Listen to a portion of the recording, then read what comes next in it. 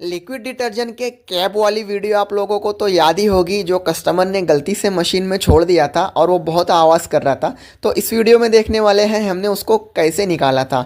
निकालने के लिए तो सबसे पहले आपको पूरा मशीन ओपन करना पड़ेगा। पूरा मशीन ओपन किए बिना आपके पास कोई ऑप्शन नहीं है।